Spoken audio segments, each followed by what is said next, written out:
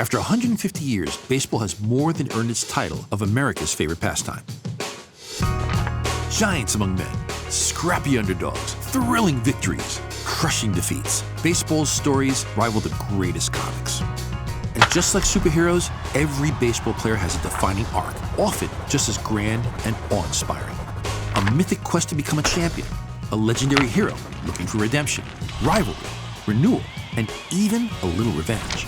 It's the stuff epic heroes are made of. Nelson! And with a 20-year playing career spanning a dozen teams on multiple continents, my buddy and former Major League pitcher Nelson Figueroa has a story more epic than most. I'm Joe Quesada. I tell stories for a living. Welcome to Marvel Storyboards.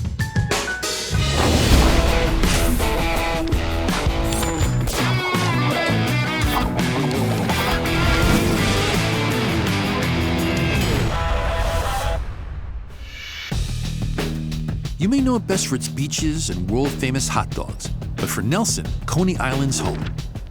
Nelson's lifelong dream was always to play for his hometown team, the New York Mets. And as a diehard Mets fan, I've been following his story for years. What was it like growing up here? Well, like everyone says, you know, a great place to visit, but they wouldn't want to live here. I grew up here and I loved it. I had the best childhood. I grew up in the penthouse apartment in the projects, which means it's the top floor. So the penthouse is actually 16th floor over there. So on the back side of that building right there, I lived in the top floor there. This neighborhood in itself, we've kind of always had those street pickup games. I wasn't the biggest kid. I didn't throw the hardest. I wasn't the fastest. So my desire and my belief that I think since I was 6 years old, it was like, what do you want to be when you grow up? Professional baseball player. Yeah. This was our stadium. If you look, it kind of has that little stadium feel to it. There were bases, and you had to run the bases. So first base was running over. There used to be a tree right there. You run to the tree. Second base was up there. Third base, you had to come back over by this wall, and then you had to run home. So we ran the bases, and we played our stickball games in the middle of this park. So there's a wall over here that, as I got older, I grew up throwing to that strike zone, and so you draw the box, and then you draw a box within the box and try and get perfect at being able to do that.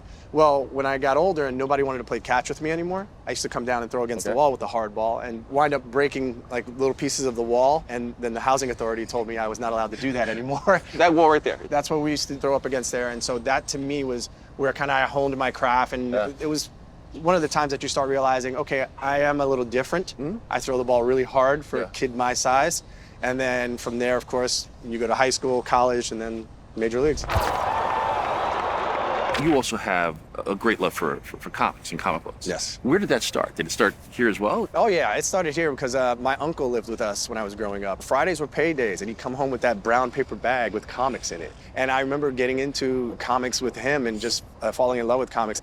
The one that sticks out the most for me was the Secret Wars. Yeah. And when Spider-Man got the black costume for the first time, the symbiote was born, and I remember that was where kind of everything changed for me as far as comics. I fell in love with them, tried to take on superhero personas because guys like Spider-Man were my size. It's such a Spider-Man-esque story. Spider-Man was probably the first superhero who sometimes would lose to the villain. Right. But what was important was what happened afterwards, right? What did he do with that loss that really makes Peter Parker special, thriving through the adversity? We've always rooted for the underdog. Yeah. My dad had instilled that in me early, that nothing is given to you, everything is earned. And he loved his hard-nosed Mets players. You were drafted by the Mets. How many years did it take for you to get on the field at Shea Stadium?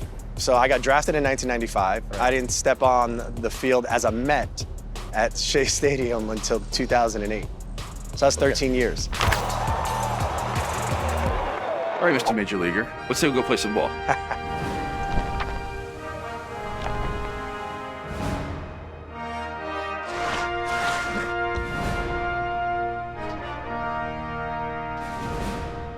So we're about to go on the field, your first Major League game. As soon as I got out there and I saw how massive the scale was of everything, I just had my mouth wide open. And I never forget, Luis Gonzalez walks over to me and he just goes, "Hey kid, welcome to the big leagues." Right, here we are. And the crowd goes wild. Before we get started, you gotta warm me up. What we wanna do is you just wanna kinda start moving the body around, start getting some blood flow into the shoulders, into the upper body. Okay, now that we warmed up the body, we're loose, play some catch. Okay, let's go. So you get traded to Arizona. Where does your path take you from there? You think, okay, I'm going to be with Arizona for 20 years, Right. have a big league career. That lasted all of 3 starts. I get traded, and I wound up going over to Philadelphia. And you usually think a major deal like that, this is it. Yeah. Now Philadelphia's going to want me there for 15 to 20 years.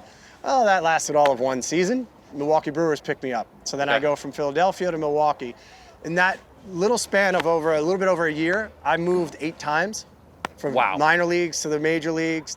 I had no idea that that was going to lead me to going all around the world. Right. But I had the opportunity to travel. Yeah. It wasn't because I had money, it was because I had a skill. I could play baseball, and I wanted to use it as a vehicle to get anywhere. And so I got to travel all around the world. I wound up playing in Taiwan, Mexico, Venezuela, Puerto Rico, Dominican Republic, Japan. And, you know, wherever baseball takes me, that's where I'll go. All those countries with the goal of getting back? Yeah. The goal was always to get back. I got a phone call from the Mets and said, we'd like to bring you into a big league camp, sign you to a minor league deal. That's where it all started over again. When you're at a stadium like that where people are just going haywire, you're on the mound, you're in the zone, do you hear it? When you got 46,000 people yelling at you, you just feel that roar. Yeah. It's kind of like my superpower to be able to block it out, to be able to focus more so than anybody else on the field. Want to throw me some? Yeah, let's do it. All right, let's see what you got, Figueroa. Start off nice and easy. Oh. Okay. So remember all those times you sat back at TV? I can hit that pitch. You know you can't walk in this.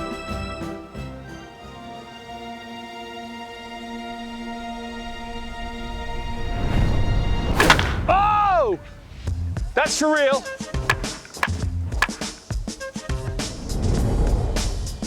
Oh! Wonder Boy is down. Well done, brother. Well done. Told you you'd take a souvenir home. Yeah, well, you gotta sign it for me later. It was so cool you coming back, and it was with the home team, right? Yeah. The team that your dad taught you to root for. And that day, right, April 11th, 2008, you're there. I'm watching this game. I don't, you know, who's the pitcher? Nelson, who? Where did this guy come from? Drafted by the Mets and, you know, went around the world, would not give up the dream, wanted to come back and play Major League Baseball. And here he is, local kid from Coney Island, grew up a Mets fan, and there in the stands is his dad. I don't think he sat down the entire game. There's got to be thousands upon thousands of people watching this game who've had that fantasy, but there you are living it. This was my turn to do it. The buzz that you got through your body, the energy that you feel, that was one of the best feelings I've ever had in the major leagues. And I just remember saying to myself, just take in the moment. And it was one of those movie type settings. People from my neighborhood, people I grew up with, teachers, everyone just wanted to take part in this, and it meant so much to me because I had been in the big leagues before, but this was different. So many of us sort of dream of that, having that moment, you know, and you actually are one of the people who gets to live that. For somebody who got signed as a 30th round draft pick for $2,500 to have a 19-year playing career, I wouldn't trade it because that winding road, there was so many experiences that I wouldn't have had I just been with one team and had, you know, amazing success and been in that same place all the time. That's what really has made me who I am throughout this whole saga. Aside from being a great baseball player, but I just heard you have an artistic sensibility. I started out as tracing all your work, you know, showing it to mom and dad, and here it is. And I just fell in love with the ability to put the pen or pencil to paper and be able to create all these different worlds and just to be able to escape. Baseball does that for me. Comics are sort of a fantasy world. Baseball, you know, for those of us that don't play, is a fantasy world, right? We live vicariously through these characters, through the players on the field. What was your favorite character, though? I think what really nailed it for me was seeing Spider-Man putting on a Met hat. I might have been a kid who never got out of Brooklyn, and all I could think about was, where could I go next? And all because I could throw a baseball. Thank you so much for doing this. Thank you. But one thing, you broke my back. I'm gonna send you a bill unless you sign it. Absolutely.